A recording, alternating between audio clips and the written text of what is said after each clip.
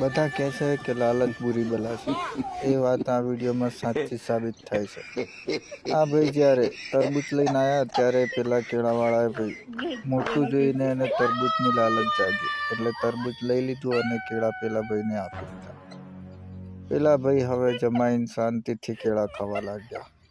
આગળ જોજો ભાઈ જોડે મોટું છે એનું શું પરિણામ આવે.